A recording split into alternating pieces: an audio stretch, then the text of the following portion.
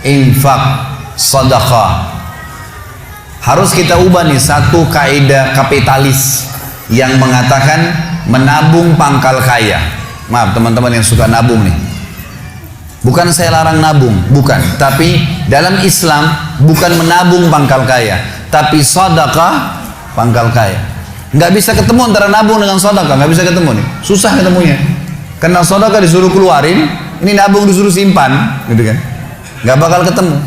Dalam Islam makin sering kita keluarkan di jalan Allah, makin terbuka tuh rezekinya. Ya, ini dalilnya banyak. Di antaranya hadis Bukhari, hadis Qudsi, di mana Allah Subhanahu wa taala berfirman, kata Nabi SAW, Allah berfirman, "Ya bna Adam, anfik alaih." Wahai anak Adam, berinfak dulu di jalanku, aku baru berinfak padamu. Sedekahin dulu, baru aku kasih kamu. Jadi ini kata kuncinya, makin sering keluarkan maka makin bagus. Makin bagus yang kita kasih, ya, makin sempurna balasan dari Allah. Coba renungi perkataan Urwah bin Zubair rahimahullah, seorang ulama tabi'in yang masyhur. Urwah bin Zubair ini ayahnya namanya Zubair bin Awam, salah satu sahabat dari 10 orang yang jamin masuk surga. Anaknya namanya Urwah, ulama besar, gitu kan, dari tabi'in. Urwah mengatakan, janganlah seseorang di antara kalian memberikan untuk Allah, keluarkan di jalan Allah sedekah, sesuatu yang dia malu kalau dia berikan kepada pemimpin satu kaum. Begini maksudnya. Saya ingin tanya teman-teman, coba renungin dan jujur jawabnya ya. Kalau seandainya Anda tiba-tiba diundang oleh, saya nggak tahu nih, di Bali ini apa? Wali kota ya? Diundang oleh wali kota. Baik, bapak ini atau ibu ini diundang ke wali kota, ditelepon khusus, datang ya ke kantor saya besok, dan tolong beliin saya buah.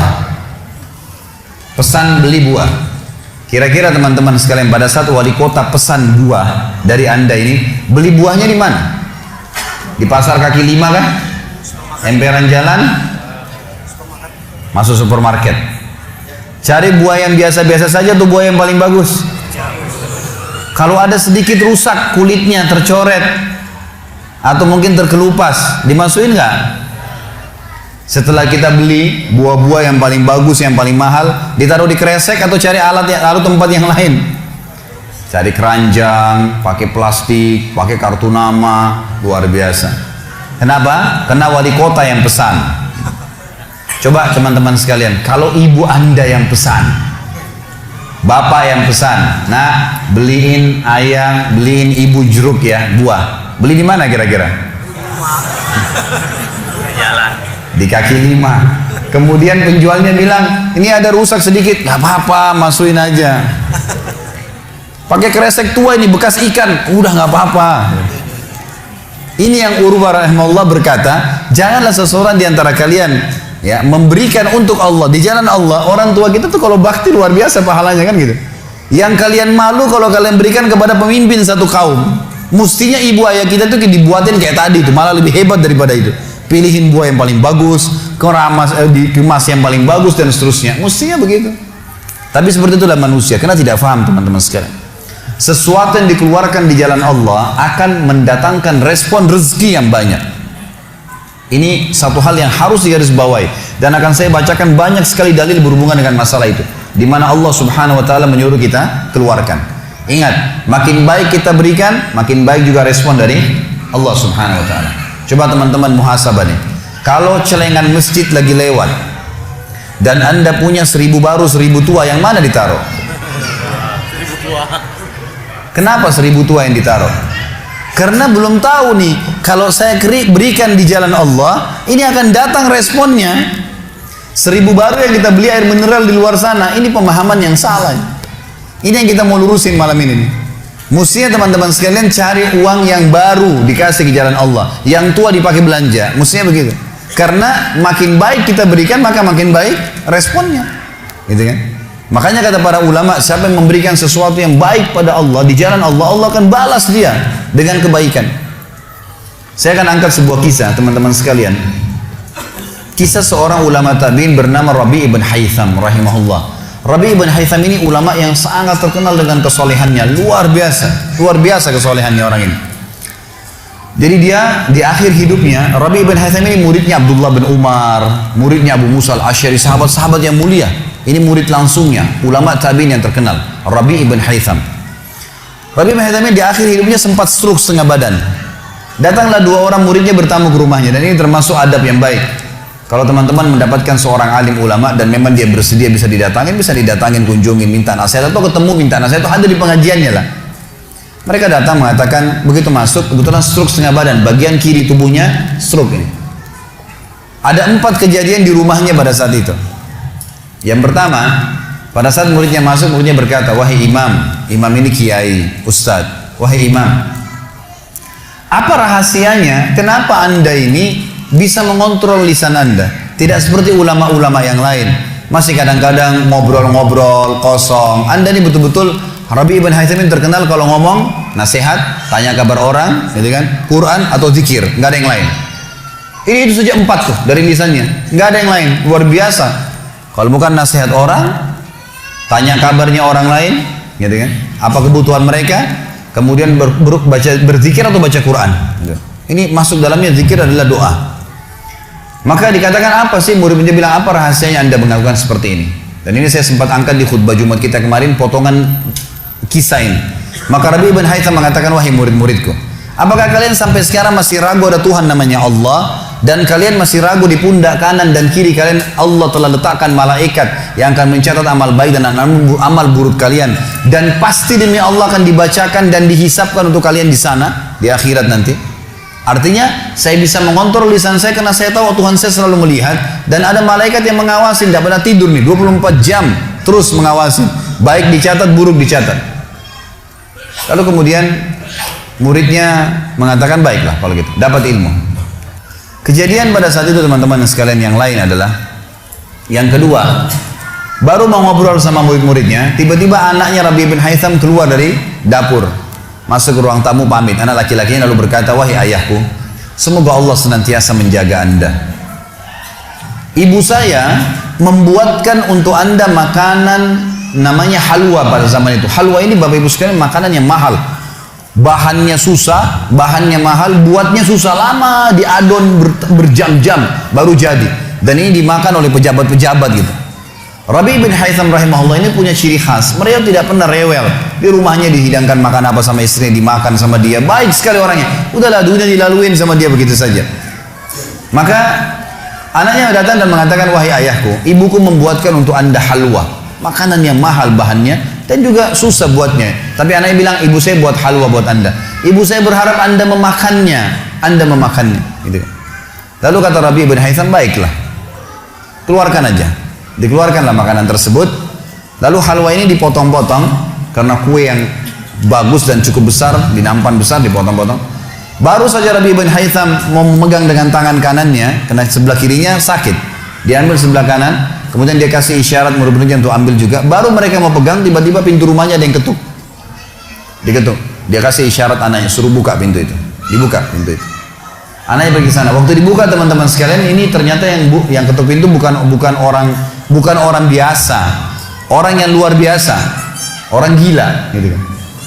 Jadi bukan orang yang peminta-minta biasa, orang yang luar biasa, orang yang selalu anggap ini udah deh, nggak usah dilayanin, nggak usah diajak ngomong, nggak usah diperhatikan, gitu kan.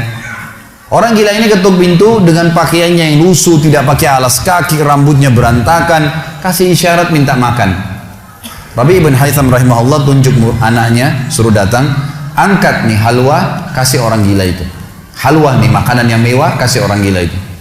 Dibawa sama anaknya. Anaknya ini, Rabi bin Haytham waktu bawa piring itu, niatnya ingin memberikan ke orang gila 1 potong, gitu kan. Begitu tiba depan pintu, orang gila lihat makanan enak, walaupun gila tahu juga ini makanan enak, gitu kan. Diambil sama dia piringnya. Diambil, dimakan semua. Dalam kisahnya dikatakan sampai air liurnya jatuh di situ, dihabisin sama dia. Sudah habis teman-teman sekalian, apa yang terjadi? Orang gila nggak ngerti, dia nggak terima kasih, nggak apa, piringnya dilempar pergi. Anaknya Rabi ibn Haytham ini tahu nilainya makanan yang ibunya buat tadi. Diambil piring itu, ditutup pintunya, lalu dia kembali lagi. Kemudian dia bilang sama ayahnya, wahai ayahku, semoga Allah senantiasa menjaga anda. Sebelum saya lanjutkan kisah teman-teman sekalian, saya sarankan juga bahwa teman-teman di sini yang sudah punya anak, biasakan selalu menggunakan doa antara suami istri, dengan anak, itu penting sekali. Karena kata Nabi SAW, jangan ucapkan kata-kata doa yang bisa berbau doa buruk buat kalian, diri kalian, keluarga kalian, dan harta kalian. Karena bisa saja malaikat lewat dan mengaminkannya. Ya. Kita harus selalu doa yang baik gitu kan. Jadi Rabi' bin Haitham membiasakan anaknya untuk dilatih berdoa yang baik. Jadi selalu kalau mau minta tolong, nak semoga Allah menjagamu, ambilkan ayah ini. Nak semoga begini, semoga Allah menjagamu, semoga Allah berikan kau rezeki, ambilkan ayah seperti ini. Jadi selalu diikuti dengan doa. Anaknya pun terbiasa mendoakan ayahnya. Dalam kondisi anaknya jengkel karena perilaku si orang gila tadi, dia kembali dan masih sempat mengatakan, ayah semoga Allah menjaga anda. Tadi itu ayah yang minta-minta orang gila. Dia tidak mengerti nilainya makanan yang kita kasih. Kalau tadi anda suruh saya ke dapur ngambil apa saja, roti lah, apalah, dia makan juga. Kenapa harus halwa yang ibu saya setengah mati buat, biayanya mahal, buatnya lama, gitu kan? Jadi anaknya butuh jawaban nih. Perhatikan apa jawabannya orang beriman kepada Allah dan tahu benar kata kunci bertambahnya rezeki justru dengan sedekah itu. Kata dia apa? Ya waladi, illam yadri, fallahu yadri. Baru dia baca ayat lan tanalu birra hatta tunfiqu mimma tuhibbun. Wahai anakku, kalau orang gila itu tidak tahu nilainya makanan yang kita kasih, nggak penting buat saya. Karena Allah tahu nilainya, bukan dianya, tapi Allah tahu nilainya. Dan ingatlah firman Allah, kalian tidak akan mendapatkan, gitu kan? Kalian tidak akan mendapatkan balasan sempurna daripada sedekah kalian sampai kalian menginfakkan apa yang paling kalian cintai. Saya suka halwa itu, tapi disuruh kasih. Teman-teman sekalian, pelajaran luar biasa dari kisah ini. Pernah nggak kita berpikir berikan makan orang gila? Kadang-kadang subhanallah kita lihat orang gila ambil di sampah, kita biarin, nggak mau dilihat. Kalau kita nggak kasih makanan dia, siapa yang akan kasih makan? Dan Allah tetap menilai kita dan sesuai dengan niatnya. Innamal a'malu binniyat. Termasuk saya pernah jelaskan ke jamaah saya di pengajian. Kalau ada orang datang ke masjid kita ini sekarang bawa proposal, teman-teman sekalian, nih proposal saya mau bangun masjid, butuh bantuan 1 miliar, kita nyumbang semua, terkumpul 1 miliar. Sebulan kemudian kita tahu orang itu dusta, rugi kah kita? Tidak rugi sama sekali. Kita akan dapatkan pahala bangun masjid walaupun masjidnya belum dibangun. Karena innamal a'malu binniyat, gitu kan? Allah akan kasih begitu. Siapa yang niat mengerjakan satu perbuatan, niat dalam hatinya, belum dikerjakan dapat 1 pahala. Dikerjakan diberikan pahala 10 kali lipat sampai 700 kali lipat kata Nabi SAW. Jadi jelas sekali, gitu kan? Bagaimana Rabi' bin Haitham mengajarkan kepada kita bersedekah, teman-teman, sampai pada orang gila pun dikasih. Karena Allah akan menilai kebaikan itu. Bagaimana bisa kita tidak lakukan? Maka selesai kisah yang kedua. Kisah yang ketiga adalah muridnya mengatakan, wahai imam, apa nasihat anda? Apa nasihat anda untuk kami dalam masalah ibadah? Tentu yang jadi saksi bahasan tadi orang gila dikasih makan itu ya. Maka dia mengatakan waktu ditanya oleh muridnya apa nasihatnya dalam ibadah? Ibadah kami apa nasihatnya? Sholat, puasa, apa nasihat anda? Maka beliau mengatakan, alaikum bil asrar, rahasiakan amal soleh kalian. Jangan ceritakan sama siapapun. Kerjakan tapi jangan ceritakan. Udah. Allah sudah utuskan ada malaikat yang catat semua kebaikan. Tidak dibayar, tidak pernah tidur, lengkap semua data-datanya hari kiamat. Semua dicatat. Rahasiakan amal soleh kalian. Jangan ceritakan sama siapapun, jangan buka sama siapapun. Baik. Lalu kejadian terakhir di rumahnya adalah teman-teman sekalian, waktu itu terdengar azan duhur, stroke setengah badan.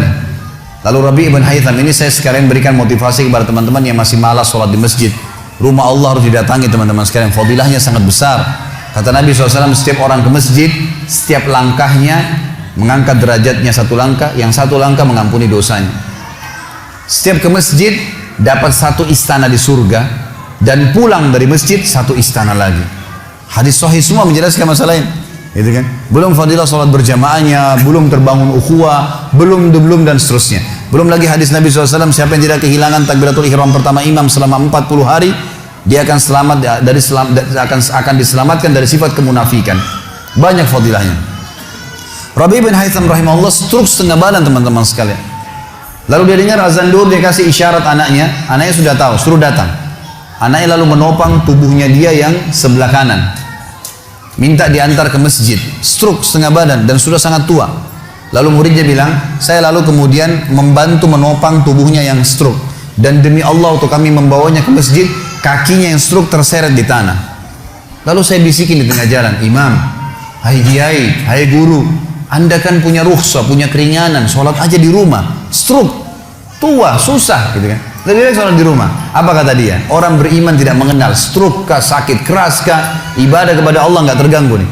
Kata dia, wahai muridku, aku mendengarkan dengan kupingku ini azan, hayya 'alas shalah, hayya 'alal falah, ayo salat, ayo mendapatkan kemenangan dari Allah, hanya melalui lisan muadzin saja. Karena semua muadzin sama mengucapkan, mau orang Afrika, mau orang Arab, mau orang Melayu, azannya sama, hayya 'alas shalah, hayya 'alal falah. Allah memanggil saya mengatakan, ayo sholat, pencipta langit dan bumi, ayo mendapatkan kemenangan. Lalu saya sholat di rumah saya, demi Allah saya akan datangi masjid walaupun saya merangkak. Luar biasa nih, ya, keimanan membuat seseorang stroke pun bisa beribadah kepada Allah. Tapi dari kisah kita, ya, dari 4 kejadian di rumah Rabi' bin Hasan adalah bagaimana dia bersedekah kepada orang fakir miskin tadi. Ada riwayat Bukhari yang lain teman-teman sekalian berbunyi, kata Nabi SAW dulu di zaman Bani Israel ada 2 orang. Di zaman Bani Israel ada 2 orang. 2 orang ini bersahabat, dua-duanya punya kebun. Dua-duanya punya kebun. Kebun ini mereka lagi nunggu hujan dan satu negeri itu belum turun hujan. Tiba-tiba si A sama si B. Si A ini melihat ada awan, kata Nabi SAW, lewat di atas kebunnya. Dan terdengar suara dari awan itu berkata, turunkanlah hujan di kebunnya fulan, kebun temannya dia di sebelah. Maka dia bilang, kata Nabi SAW, orang ini pun mengikuti awan tersebut. Ternyata betul, awan itu menggumpul semuanya di atas kebun temannya, hujan. Tapi cuma kebun temannya, yang lain gak kena hujan. Maka Nabi SAW mengatakan, dia pun bertanya pada temannya, apa yang kamu lakukan dengan kebunmu? Sampai di musim panas seperti ini pun Allah masih menurunkan hujan untuk kebunmu saja. Apa yang dia bilang? Dia bilang, saya membagi keuntungan dari usaha saya ini menjadi 3. Keuntungannya bukan modal. Sepertiganya saya infakkan di jalan Allah, langsung saya keluarkan. Sepertiganya lagi saya tambahkan ke modal. Sepertiganya lagi saya gunakan untuk keperluan keluarga saya. Jadi ternyata teman-teman sekalian, sedekah itu betul-betul sangat luar biasa. Membuka pintu rezeki. Jadi makin dikeluarkan, makin royal, makin datang. Saya sarankan teman-teman kalau bisa ikutin ceramah saya di YouTube, ada tentang Abdurrahman bin Auf, sahabat Nabi, serial sahabat. Kita sudah membahas 9 sahabat, Abu Bakar, Umar, Uthman, Ali, Talha, Zubair, kemudian Abdurrahman bin Auf, Talha bin Ubaidillah, terakhir itu Sa'id bin Zaid. Dan insya Allah hari Sabtu depan ini akan ada tablik akbar sahabat yang ke-10, Abu Ubaidah bin Jarrah. Abdurrahman bin Auf salah satu sifat ciri khasnya, semua sahabat suka bersedekah, tapi Abdurrahman ini luar biasa dalam sedekah, luar biasa. Beliau pernah kedatangan keuntungan 1 peti emas di satu malam, gak bisa tidur, gelisah. Istrinya tanya, kenapa Abdurrahman? Dia bilang, saya gak bisa tidur nih, belum pernah ada keuntungan sebesar ini. Kata istrinya, lalu apa keinginan? Dia bilang, saya ingin keluarkan jalan Allah, saya gak mau simpan di rumah saya malam ini. Ya, gak mau nabung. Kalau kita subhanallah baru untung 1 juta sudah antri sejam di bank, gitu kan. Ini nggak mau nabung, keluarin malam ini, sedekahin semua untuk fakir miskin. Gitu. Istrinya juga solehah, nggak seperti sebagian muslimah. Maaf, saya nggak singgung muslimah di belakang sana. Tapi ada orang begitu, suaminya dapat untung, sebelum disedekahin, sebelum kasih orang tuanya, sebentar dulu, jatah saya mana? Gitu. Ini enggak, istrinya mengatakan sedekahin, ayo kita sama-sama. Dibungkuslah emas-emas itu, koin-koin emas, dirham emas itu, kemudian dibagiin, habis. Subhanallah, karena ikhlasnya mensedekahkan semua keuntungan malam itu, besok dalam riwayat saya dikatakan datang 2 peti keuntungan dengan produk yang sama. 2 peti emas dikeluarin sama Abdurrahman, 2 peti emas. Hari ketiga datang 3 peti keuntungan. Dikeluarkan hari keempat datang 4 peti. Begitu terus sampai Abdurrahman memiliki sebuah gudang penuh dengan emas. Waktu Abdurrahman radhiyallahu anhu meninggal dunia, waktu mau dibagi warisannya, itu emas-emasnya saking sudah ditumpuk-tumpuk sampai melengket satu sama yang lain. Waktu mau dipisahin, dibagi, itu harus pakai kampak. Dan yang mengkampak itu tangannya sampai memar, luka. Saking banyaknya. Selalu sedekah. Setiap hari beli 33 budak dibebasin. Setiap hari beli budak bebasin. Setiap hari datangkan 30 kafilah, ya 30 ekor unta untuk diparkir, ditaruh di tengah-tengah jalan, Madinah. Lalu pegawainya berteriak, Abdurrahman membagi-bagi buat kalian, silakan, semua ambil kebutuhannya. Luar biasa gitu. Kita subhanallah kadang-kadang bersedekah, kalau orang datang itu pun masih perhitungan, gitu kan. Ini nggak sengaja cari orang yang butuh lalu dikasih. Maka lihat bagaimana mereka memahami tentang masalah sedekah ini, teman-teman sekalian. Dalam hadisnya dikatakan sedekah tutfi'u ghadabur rahman. Sedekah itu bisa meredam murkanya Allah. Keluarin, jangan ragu dengan masalah sedekah itu. Karena itu kata kunci datangnya rezeki. Mari kita dengarkan ayatnya. Yang pertama adalah surah Al-Baqarah, surah nomor 2 ayat 254. Allah Subhanahu wa taala berfirman, Al-Baqarah 254, A'udzu billahi minasyaitonir rajim, ya ayyuhalladzina amanu, hai orang-orang yang telah beriman pada Allah, anfiku, keluarkan mimma razaqnakum, dari apa yang telah kami berikan untuk kalian rezeki, min qabli an ya'ti yaumun la bay'un fihi wala khullatun wala syafa'ah wal kafiruna humudz zalimun. Sebelum datang hari nanti kalian menyesal, nggak ada lagi hari transaksi, nggak ada lagi kasih sayang, tidak ada lagi pertolongan hari kiamat. Teman-teman sekalian, maaf kalau anda punya rezeki banyak di rekening, masya Allah bagus, tapi usahakan selalu ada sedekahnya. Karena kalau kita biarkan numpuk, kita cuma bangga di angka tulisan, di print bukunya, oh iya banyaknya 2 miliar, 10 miliar. Kita cuma bangga dengan angka. Apa yang mau dibanggain? Pada saat antum meninggal, kalau antum tidak sedekahkan teman-teman sekalian, tidak punya masjid yang dibangun, nggak punya kegiatan amal jariah, nggak pernah punya sesuatu buat dia infakkan sebenarnya, gitu kan? Maka pastikan orang seperti ini akan menyesal pada saat meninggal. Coba ya saya sedekahin dulu. Makanya kata Nabi SAW, hartamu yang sebenarnya, harta yang kau sedekahkan selama kau hidup, itu harta sebenarnya. Dan harta yang bukan sebenarnya yang kau habiskan beli makanan dan pakaian, habis semua. Yang kau sedekahin. Seorang ulama salaf dulu pernah ditanya, setiap dia dapat keuntungan selalu sedekahin, dapat keuntungan selalu sedekahin, selalu sedekahin. Dipakai untuk kebutuhan keluarganya, sisanya sedekah, nggak ditabung sama dia, dihabisin. Maka pada saat ya ada teman-temannya kumpul di rumahnya lalu berkata, wahai fulan, apa kok nggak sayang hasil kerimatmu? Bukannya ditabung malah dikeluarin terus. Kok nggak sayang sama hartamu tuh? Kata dia apa? Justru saya sayang sama harta saya. Karena saya sayang, jadi saya mau bawa harta saya sampai di akhirat. Ini sedekah saya bawa sampai di akhirat. Kalau saya simpan di sini, saya cuma tabung untuk dunia saja. Gitu. Jadi lihat bagaimana mereka memahami tentang masalah sedekah itu. Kemudian dikatakan, dan orang-orang kafir, mereka lah orang-orang yang zalim. Mereka tidak mau sedekah, maka mereka zalim sebenarnya.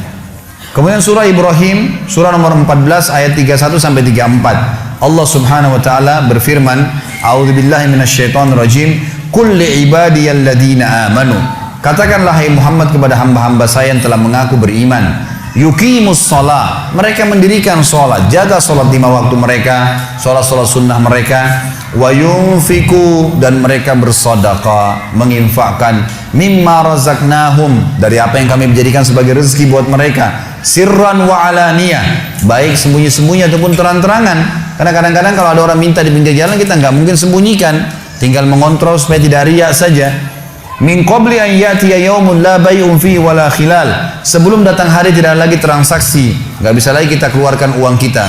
Di akhirat nggak laku lagi rupiah, nggak laku lagi dolar, nggak laku lagi pound sterling, nggak ada lagi semua itu. Yang laku adalah yang sudah disedekahkan selama di dunia. Sebelum datang hari yang tidak ada transaksi dan tidak ada lagi persahabatan. Allahul ladzi khalaqas samawati wal ard, yang menyuruh kalian sholat tadi dan menginfakkan apa yang kalian telah diberikan adalah Allah yang telah menciptakan seluruh langit dan bumi. Wa anzala minas samai ma'a, dan telah menurunkan dari langit air. Fa akhraja bihi minas samarati rizqan lakum, lalu dengan air hujan itu dia tumbuhkan buah-buahan sehingga kalian bisa menjadikannya sebagai rezeki kalian, menutupi kebutuhan kalian.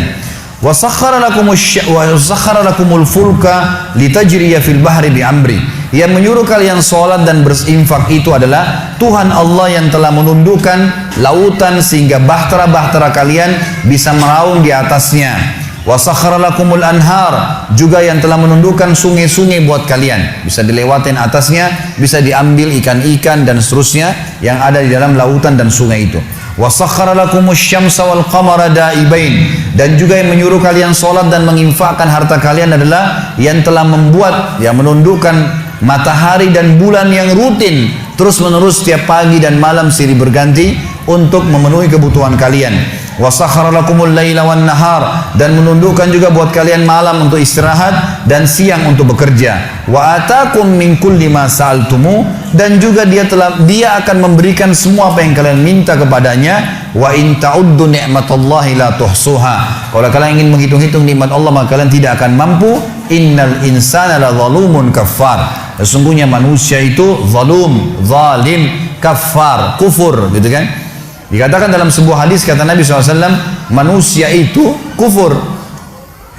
Kalau dia dikasih, ya, kalau Allah tahan rezekinya, maka dia terus menerus berdoa, terus menerus mengeluh, dan pada saat Allah kasih dia pelit untuk tidak keluarkan.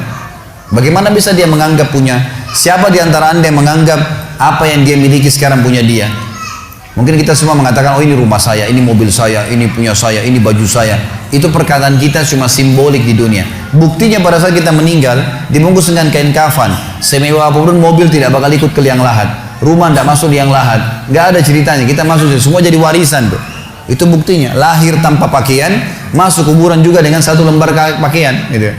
Berarti bukan milik kita. Maka kesempatan kita memperbanyak amal sedekah kita, sehingga memang mendapatkan pahala yang besar. Dan sekali lagi bahasan kita, sedekah mendatangkan rezeki yang banyak.